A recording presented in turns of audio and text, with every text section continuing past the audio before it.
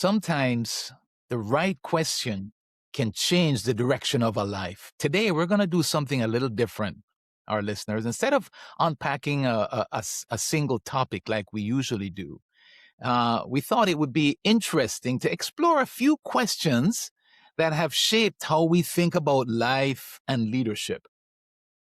Questions have a way of slowing us down. They challenge any assumptions that we have, and they help us to see things that we might also otherwise overlook, right? So questions are really good. So today, Neal brought a few questions that he wanted to ask me, and I brought a few questions that I want to ask him. And our hope is that as you listen in today, that you won't just hear our answers, but you'll start thinking about how you might answer them as well. Welcome to the Big Life Podcast, where dreams aren't just imagined. They're built brick by brick, belief by belief. Hosted by Neal Oates Jr. and RLewis, this show is your invitation to discover your amazing capabilities, invest in your growth, and unleash your potential in ways you've only dreamed of. Join Neal and Robin as they dive deep into stories, insights, and tools designed to inspire you to show up big, live intentionally, and give yourself away for the betterment of those around you. Get ready to rise to what you're truly worthy of. The Big Life starts now. Good day to you, Robin. How are you today, sir? Hey, doing great, Neal. Glad to be here. Looking forward to this episode. So as am I, and ladies and gentlemen, we're glad that you're here. We're going to dive into the way that Robin and I think. So I was excited because even though Robin and I have years of friendship, strong relationship, there are still questions that I found myself wanting to ask him. So I don't want you to think that I'm only posing these questions to Robin for the podcast. Neal is also the leadership student, right? I'm also the thought student, and I want to know how someone that I respect, how he thinks. So we're going to begin here, Robin, and some of these might require more time for you to think about. I do believe that this is content that's close to your heart, things you've lived out. So my first question that I'm going to ask you is, what is something about life or leadership that took you a long time to understand, but now it seems obvious to you? A long time to understand, but it seems very obvious. Man, what comes to my mind that it took me a long time to really understand it. And that is that how much perspective shapes our life. Mm-hmm. Perspective.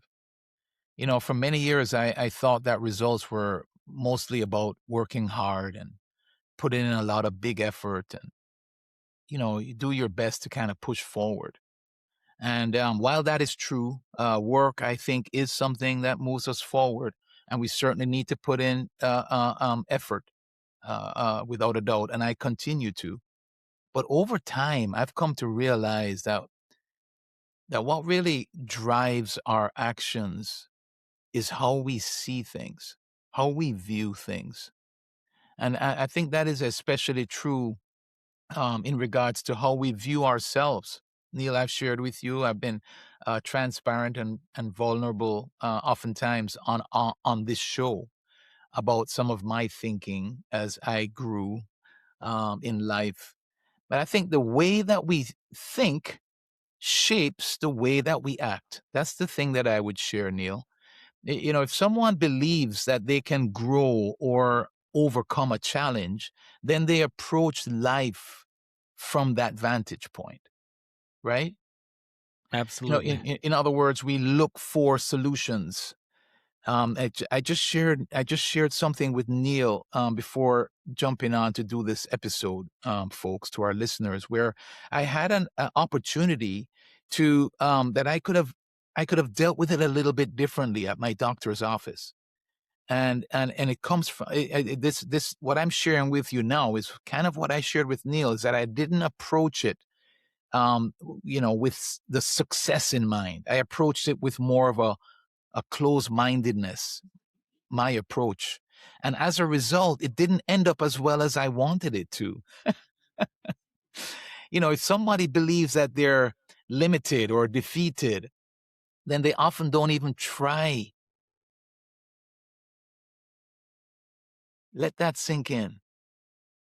And that's why I think, that old idea that we've heard in the past, if you think you can or think you can't, then you're probably right. Hmm. And I remember, Neil, there was one a time of my life where this was really brought home for me, and that was maybe about 8 years ago. Let's see, yeah, about 8 years ago when my mom was diagnosed with cancer. The doctors gave her around 6 months to live. And obviously, that was a very difficult moment for our family.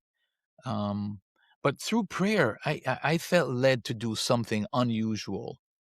And I wrote down two lists saying, like I was coming from the premise then. So the perspective that I had is there is a scripture that says, all things work for the good for those who love the Lord. And so I'm coming to the Lord and I'm saying in prayer, all things work for the good. So where's the good in this? Right. And I did it with sort of a belief that there is. And I remember it didn't change the situation. But what it caused me to do is it caused me to write down two lists. I wrote down the good that could come from this season and the bad. And so the bad was obvious, real. My mom passed away that year, and it's amazing how close they were to the time. It was right around 6 months. But forcing myself to look for the good shifted my perspective. It helped me to focus on the time that we still had, right? And Hmm. I had some amazing time with my mom before she left this earth. It caused me to look at the conversations that we could have. It forced me to recognize that there are moments now that I could really appreciate. So it didn't remove the pain, but it changed how I experienced that season. And that's what I've come to understand, Neil. Perspective doesn't change the reality, but it absolutely changes how we walk through that reality. Now, Robin, even as you say that now it seems obvious to you about the importance of perspective, it does not mean that we operate properly every time and that we're always using the proper perspective. Is that fair to say, Robin? Neil, I just shared with you one before that just happened last week. So yes, I think it's something that we have to be very mindful of, and it's a Hmm. part of our growth. The more consistently I can do that, it represents a better Robin. And so yes, I haven't arrived, and I don't think we ever do arrive, Neil. I think you're 100% right on that. As a leader, as a leadership coach, as a consultant, everything that you're doing, you have to study people and not with judgment, but from understanding and so that you can help. What do you think they are misunderstanding about how life and leadership actually work? Maybe they have too much weight on them. Like, Yeah, that's a really good question. I stop and think about myself, and I think it's usually around trying to do too much, man. And I find myself sometimes whenever I feel overwhelmed, I feel like I'm trying to do too much. And we live in a culture. I saw it the other day, and it hit me. I saw somebody driving it was one of those big SUVs, and there were a couple different cameras in the back of that car, and the kids were each watching something different, and it made me realize, that we live in a very busy society. We go from one activity to the next, like whatever mhm. they were doing before they got in the car, they got in the car. And now that activity was watching that TV. And we move on to the next one, and we move on from one task to the next. But we don't always take the time to stop and reflect. And so, Neil, you and I have talked about this considerably on this podcast because I believe we can serve people. And a lot of leaders do feel overwhelmed. I have seasons of my life where I was in overwhelmed, stretched. And I think it's because we don't pause long enough to ask some important questions, right? Um, Asking questions like, what am I actually trying to accomplish? What am I really trying to accomplish here? What really matters right now? What really matters? And then looking at things like, what should I be doing? Like, what am I good at? And what should I really be focused on? Where should my focus really be? Asking ourselves those questions. And then, so that means, creating margin so that we can do that. So I think when we miss reflection, when we skip that time and we just go from one thing to the other, we usually end up saying yes to too many things. And then when we try to carry too many responsibilities, that leads to overwhelm. So, Robin, right there, I knew when I asked the question that we were going to get reflection and slow down somewhere in your response. But many of our listeners, maybe their form of leadership, all they know is hustle and take more on and put more energy and grind more and strive more. But that is not typically the answer. And so I really want you all to hear Robin's response there. So I do want to ask you, Robin, so as a follow-up question just to that part there, how do we reduce the overwhelm so that we can find the time? You mentioned finding out what we're good at or what we're not. So what are maybe one or two just practical things in your study and observance of this? What might be something you advise people to do, or maybe a small step they could take today or this week to move in the right direction to reduce some of that overwhelm? That's a good question. I think the first thing is the realization, the expectation, like set this with clarity that leadership doesn't require that you do everything. Everything doesn't have to come through you. Mhm. So that's the first thing that I would say is recognize that. And so then what that means then is that we can then, find out where you're really good at and what are the priorities that you need to really focus on, and then create some boundaries and then get people involved. That either might mean, partnering with somebody, hiring somebody, or utilizing somebody that you already have that's a part of your team. And then the last thing that I would say to Neal, that I think is very practical, is to build a rhythm of reflection into your life. Yeah. Like Neil and I, we live this out now, and the better we get at this is not something that you start off and you're automatically going to get the benefit of it. I think you get the benefit of this as you build this practice into your life, and that's reflection. Daily reflection, weekly reflection, monthly reflection, quarterly reflection, semi-annual reflection, and annual reflection. Create a rhythm of reflection in your life. I just recently I was sharing this actually, Neal, with a group, and I recognized I talked about daily, weekly, and monthly, and then I asked them, which one of those do you think needs the most attention? And for me, Neal, I realize it. I'll say it to you and our listeners. I don't put as much emphasis on the monthly one. Mhm. And so, there's a lot that can happen. I realize the benefit of actually looking at a month too. The daily is very good. Weekly is very good. But then, there's some drift that can take place throughout a month that maybe we don't really catch if we don't look at it from a monthly standpoint. I think the Oh last thing that man. I would say is that when everything feels important, then everything ends up competing for our time. Yeah. Good stuff, Robin. All right. So all of that is fantastic stuff. And it's really just a build up to me asking you a bit of a personal question. So I'm going to see how vulnerable you're willing to be. But ladies and Go to 'em. gentlemen, Robin Lewis, Neal Oates Jr. here on the Big Life Podcast. So Robin, this is where I want you thinking before you answer this one, because this really is going to give us a view into your thoughts on leadership on life. When you look back over the years, what decision, or what is a decision that you made that quietly changed the direction of your life more than you realized at the time? Right. So when you look back, you're like, man, that decision there changed the direction of my life, even though it might not have been the loudest or the biggest decision that was in front of you. Man, I'm trying to think of if there are others, because one has already come to my mind that is clearly answers the question. And I think I'm going to go with that, Neal. It changed my the direction of my life, and it started with a very uncomfortable question. Many years ago, Neal, I was scheduled to teach an adult Sunday school class. I think I may have shared this story with you. And the topic that morning was on integrity. And early that morning, I woke up with this thought: You're gonna teach on integrity? But are you really living it, Rob?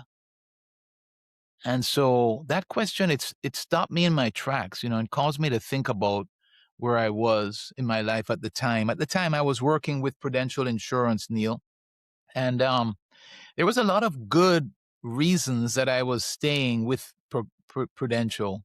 I had the security of a large company, a big name behind me. Everybody knew Prudential, The Rock. Um, I had a book of business that I'd already established. There were benefits that they provided for my family, like health insurance and a lot of other benefits that was very reasonably priced. And the stability that comes with all that, I was kind of holding on to that. But what had happened is, after Hurricane Andrew, which happened a few years before that, this time that I was teaching the Sunday school class, um, Hurricane Andrew had caused Prudential to stop writing homeowners insurance. Mhm. Now, most of my production at that time had been on homeowners insurance, and so it had shifted to the state-run pool, which you and I know now is called Citizens, where the state had introduced this company for to make something available to the consumer. Because not only did Prudential stop, but many other companies stopped writing homeowners insurance. But when I honestly looked at my numbers, I realized that I wasn't being fair to Prudential, and I wasn't being fair to myself. Because even though they allowed me to write the homeowners through the state-run pool, I wasn't focused on the financial services side of things, which is where their focus was. I was kind of just average in terms of those things. And so that morning, when I went to teach the class, I actually shared my dilemma with them, and they agreed. And that week, I made a decision. So here's the decision, Neal. I made a decision, a very risky decision at the time, and I turned in my resignation Hmm. and went out on my own. And looking back now, that decision changed the entire trajectory of my career. It ended up being one of the best business decisions that I ever made. And it reinforced for me something that I've seen many, many times since then. And that, the decisions that move our lives forward are the ones that require us to step through fear, to let go of the fear. And I have this Jack Canfield quote memorized because I've shared this story before, and reflected through my experience. And Jack Canfield says that everything you want is on the other side of fear. Yeah. So, Robin, that's good stuff. And so I'm sure at the time, you knew that some decision had to be made. You probably didn't. There's no way for us to even begin to realize the impact that would decision have on the rest of our lives. And so I'm not saying that it was a right or wrong, but I'm glad you made the decision that you did, because who knew that years later that decision would impact the relationship that we have, and me finding you and going through with Dan. And so I'm glad you made the decision that you knew was the right decision for you. And so I think that's important. So, Robin, we're going to flip it now. You've answered some of my questions.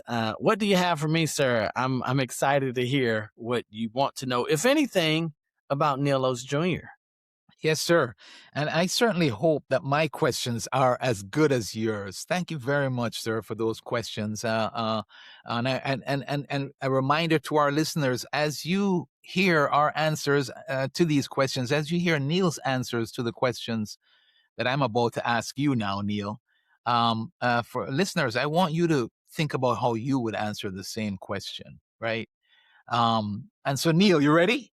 Yes, sir. I think I am. All right. So, my first question to you is this: what belief about success has changed the most for you, say just over the last 10 years? Oh, that's an easy one. You ready for it? Yes, sir. So the reason I say is easy, the belief was hard to change. My response is easy. And the belief that has changed the most for me is that success is possible for me. Right. And so, and I'm not just talking about like small wins, small success, like waking up in the morning. What I consider small wins, waking up in the morning and being able to put my shoes on. I'm talking about the success that we see others live and the stories that we hear about. Maybe the dream or our idea of success that we've held for a decade or more growing up and thinking that, yes, success is possible, but for someone else. And so over the past 10 years, I'm going to say even more than that, the belief changed where, yeah, I wanted to be successful. I thought about it, but I'm not going to say that I had a real belief that it was possible for me. And it's changed so much, Robin, that now I understand that there are two key questions that when I'm coaching someone or when I just want to pour into someone's life, I'm asking them. The first question is, do you believe that this is possible?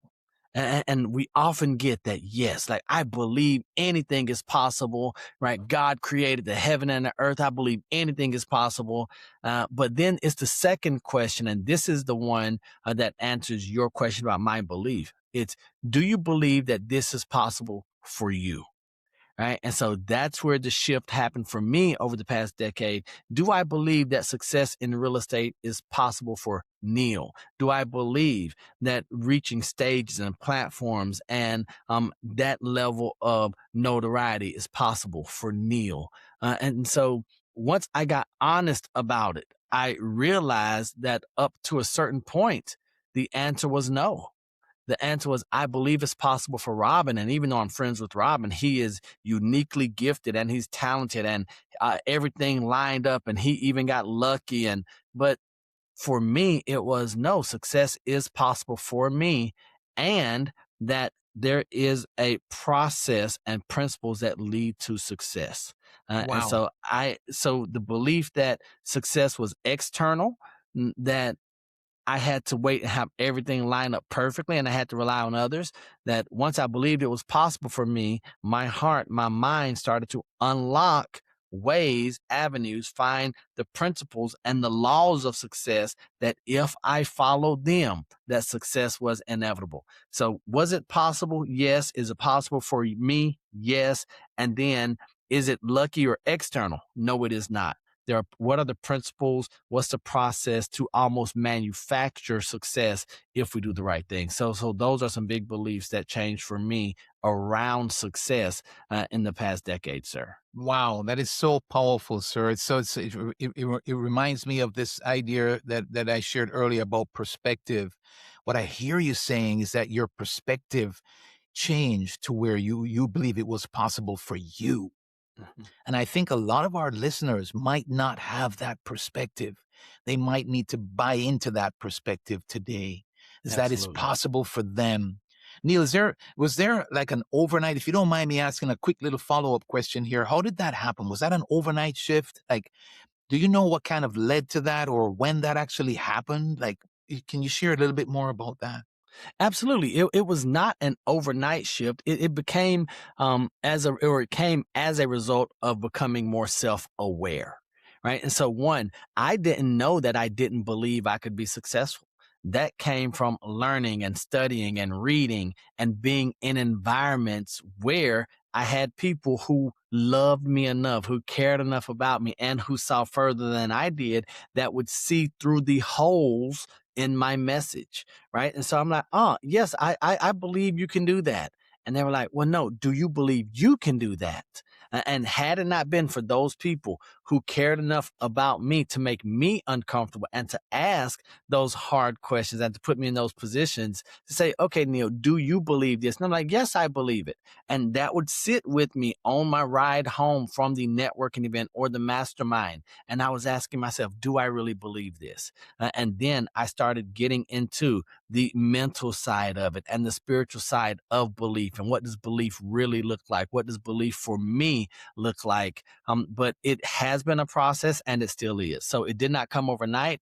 But once the awareness was there, I said, I want to make sure that I never leave my beliefs up for grabs. I never want to leave my beliefs up for someone else to shape. I want to shape my own beliefs, even if that is with the input from those who love me, care about me, and know more than me. Wow, so powerful. Thank you for sharing that, sir. It leads me Yes, to sir. the next question, actually. So you have this perspective, you have this thought, you're moving towards that success. When do you notice that your leadership might drift off course? For me, and this is going to sound as if I'm coming straight out of the Bible, but I guess I am. When I forget about the vision, when I don't have my vision plain in front of me, so my leadership drifts when my mind drifts, and that could be for a number of different reasons, Robin. It could be because I'm getting too complacent and too comfortable. Right. Sometimes things are going well and I just take my foot off off the accelerator. So my wife and I, we're two different people. I love using cruise control. My wife hates using cruise control. So I'm the type hey, you get me to a good speed. I'm hitting the button and we're going and we're just cruising. Right. My wife, she wants to be in control. She doesn't like the cruise control. She's like, hey, it feels kind of odd taking your foot off the gas and the brake and all of that. But for me, I tend to drift when I'm in cruise control. And now all I'm doing is supposed to just be holding the wheel, but now I don't have to think about pushing the gas. So now even my attention starts to focus.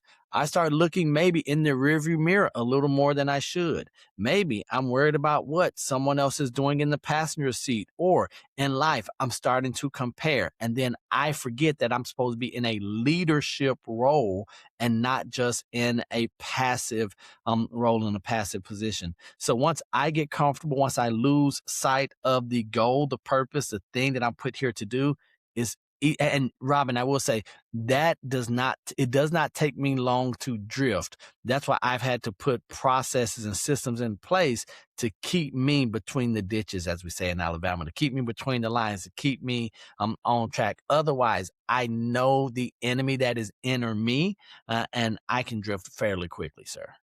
Wow.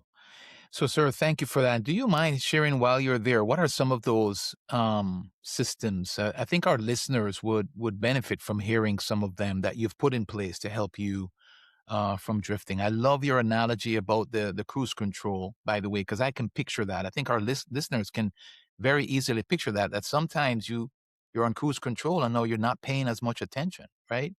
So, what are some of the systems that you have put in place? My number one biggest system is people, right? Making sure I have the right people who are with me, and so we're just going to stick with the car. Sometimes if we're in the car, sometimes I want to lie to my wife, who's usually my passenger.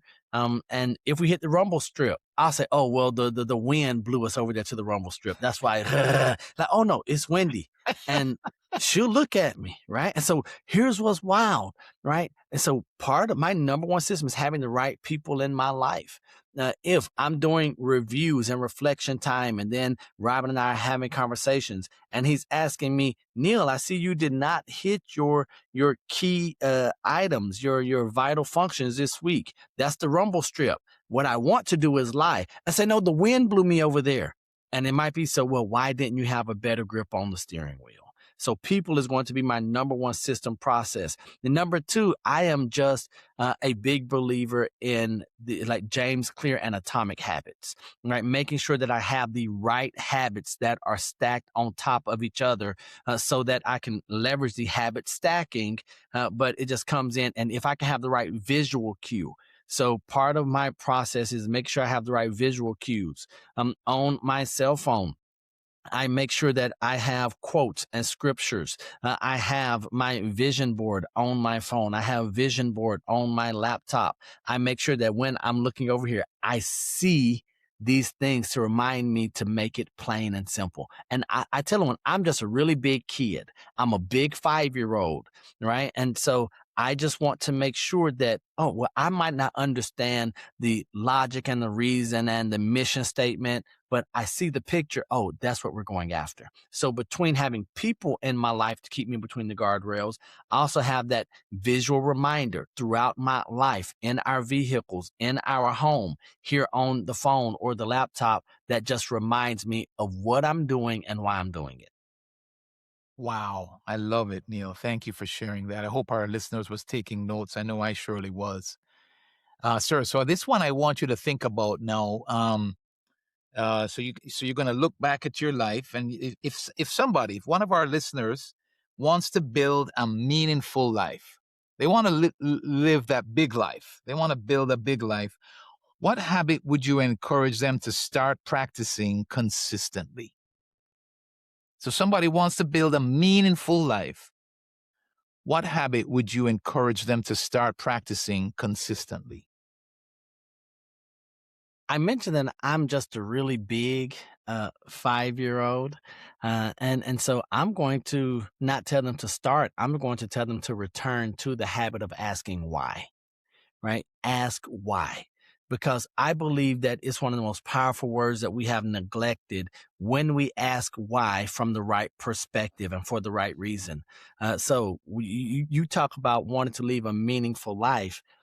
I would ask, why do you do what you do today? Why do you have the relationships? Why do you work where you work? Why do you spend the money where you spend it? Why are you spending the vacations or not taking the vacations? Right? I believe that when we get back in the habit of consistently asking ourselves why, and maybe like the layers of the onion that they talk about, going 5, 6, 7 whys deep, if we can get back to that, like, why did I jump on this podcast this morning and start recording? Why do we do this podcast? I think that question, if we answer those questions honestly, it leads to a meaningful life. Because if you're going to answer the questions honestly of why am I, why did I, why will I, why didn't I? If you answer that question honestly, then you're going to be forced to do one of two things: either move towards a meaningful life or just admit that none of it matters to me as much as it should. Right. And I think that's going to be one of the things that I consistently do. And so that's the one that I also ask my number one process, which is my people, to leverage in my life. Neal, why did you think this? Why did you do this? Why are we passing on this opportunity? Right? Why are you doing this right here when it doesn't seem like it is the biggest, most obvious option or choice? So for me, it is consistently asking why and then being committed enough to the meaningful life, the goal, to answer it honestly. So if I ask the question, it's one thing, but am I so committed to making an impact here on the spinning orb that we call Earth, that I will answer the whys honestly and then do something with that? If you will do that on a consistent basis, I think your life has to change for the better. It's brilliant, sir. I love it because I think all of us, all of our listeners want to find meaning in our lives. We want our lives to count. And asking that question, why, helps to do that. So, Neal, I'm going to ask you one last question, sir. Um, so, so it's a meaning question. Why does Neal Oates Jr. exist? So, that's something that I have been thinking about. And it goes back to me being an example for me. So I exist to show people what's possible. Right. I really believe that my purpose in life is to show people what's possible through persistence and prayer. Right. So if you would just persist until, if you would just go until, and if you mix that with prayer, I want people to look and say, he wasn't the smartest, he wasn't the most well connected, but like, look at what is possible for him. So therefore, I believe that it's possible for me. And if I can show people what's possible for them, I know for a fact that I will hear those words, "Well done." Well, sir, you've doing a great job at that. You've certainly answered that to me. I have seen that, and it's helped me to reflect into my life about what's possible. And so I would say, right on, sir. You're living it out. And Neil, man, this is one of those I feel like we need to go on, but I know you and I kind of said we need to keep it at a certain time for our listeners' sake. And so maybe we're going to have to come back and do something like this another time, sir, because Absolutely. one thing that I realize that stands out to me I listen to your answers and as you ask questions of me is that um, meaningful lives are rarely shaped by the dramatic moments. You know, most often our meaningful lives are shaped by small decisions that we make, thoughtful reflection that we do, and the willingness to ask ourselves honest questions, right? Sometimes the most important thing that we can do is to not rush to the next answer. It's actually to pause long enough to ask the right question. And so, to our listeners, maybe take one of these questions that you've heard from us, take it this week, and you sit with it for a little while. You answer one of these questions this week. That's our challenge to you. That's so good, Robin, because here's what hopefully you have come to understand in this episode of The Big Life is that the quality of our lives is often shaped by the quality of the questions we're willing to ask ourselves. And so for me, this has been the big eye opener. This has been what I believe, next to the people that I've had in my life, it's been one of the greatest assets to my life, to the success that I've experienced so far, to what I believe is possible for me in the future. Asking better questions and being honest enough to answer those questions, even when I don't like the answer. So I'm going to encourage you all, sit with the questions, ask yourself these questions and others. And then I'm going to ask you a question. And my question to you today is, what have I done to be who I want to be? Or what am I doing to be who I want to be? What am I doing that's causing me not to be who I want to be? So either way, and so the reason I ask that and I pose that to you is because once we start asking those hard questions and we answer those hard questions of ourselves, those external questions, they are not going to have the impact on us. We're not going to be afraid. They're not going to have that power over us. So Robin, I want to tell you, thank you for today. Thank you for giving me the opportunity to learn more about you, to open up and ask you questions that will benefit our audience without a doubt, but then also for giving me an opportunity to share some things that were in my head, on my heart. And because of that, I know that I'm better. I know you're better. And I know that our audience is better for it. I'm going to encourage everyone, if you would, to like, comment, subscribe, but most importantly, share this episode with someone that you love, care about, or that you want to see win. Because when we start asking the right questions, the quality of our lives improves. And if you ever want to get in contact with Robin or myself, our contact info is in the show notes or the description, wherever you are listening or watching this episode of the Big Life Podcast. Right on. Right on. And so remember, our listeners, we love you. God loves you, and there's nothing you can do about it. And until the next time we see you or you see us, remember, we're right there with you. Peace. Peace.